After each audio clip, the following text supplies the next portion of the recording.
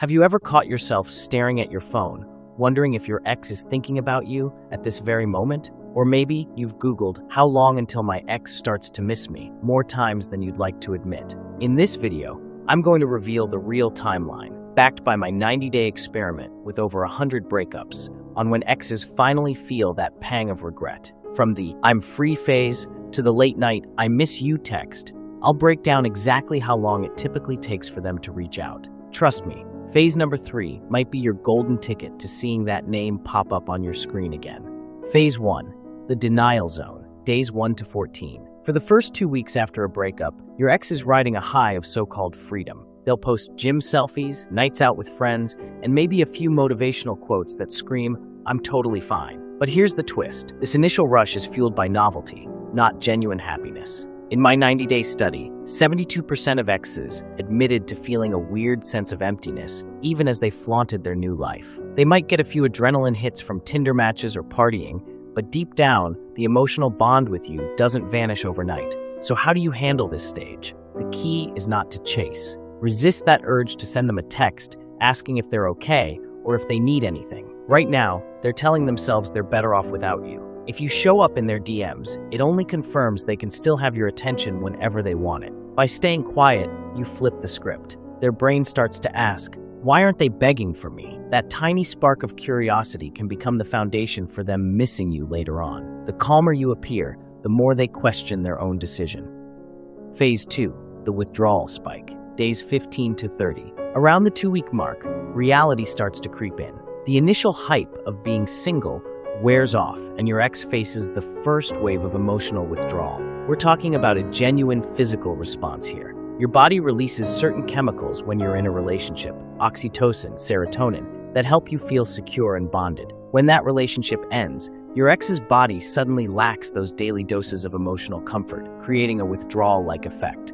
This is where they might do something subtle, like accidentally liking a photo from 6 months ago, or texting you about something trivial, like, "Hey, did you see that new show we used to talk about?" They're testing the waters, trying to see if you'll engage. But here's the catch. Don't respond too eagerly. In my experiment, participants who replied within minutes actually prolonged their ex's sense of relief, pushing back any genuine longing by an average of 3 weeks. Instead, post something that shows you're doing fine without them. A story of you laughing with friends, a cryptic tweet about a fresh start, or even just a new profile picture that radiates confidence. Let them realize that while they're missing their relationship fix, you seem to be adjusting just fine.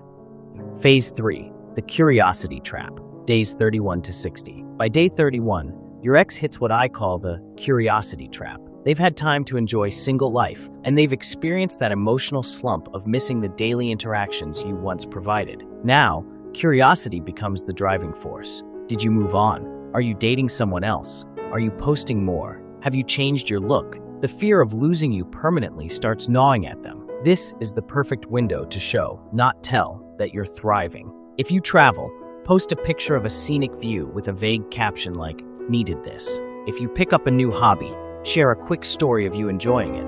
No direct mention of them. In my 90-day study, exes were 65% more likely to reach out when they saw their former partner exploring new experiences. The trick here is to be genuine, not staged.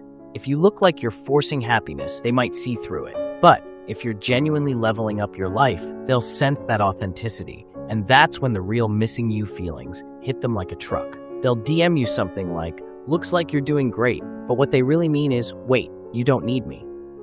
Phase 4, the regret surge, days 61 to 90. Here's where the emotional floodgates often open. Around day 61, your ex starts to romanticize the past. Every little argument you had morphs into passionate banter, and every weekend trip you took becomes legendary in their mind. It's classic nostalgia. They begin to see your old photos or random triggers, like a restaurant you used to frequent, and think, "We actually had something special." This is the regret surge. They might send you a long message around midnight, pouring out their feelings, or they might accidentally call you and hang up. But here's the harsh truth. Not every ex who regrets the breakup wants to fix it. Some just want validation that they could still have you if they tried. So if you get that "I miss you" text, watch how they respond when you ask them for specifics. If they say, "I've changed, let's talk," and they follow through with real actions, like meeting up face to face and addressing the problems that led to the breakup, then maybe they're sincere. But if they give vague excuses or avoid real accountability,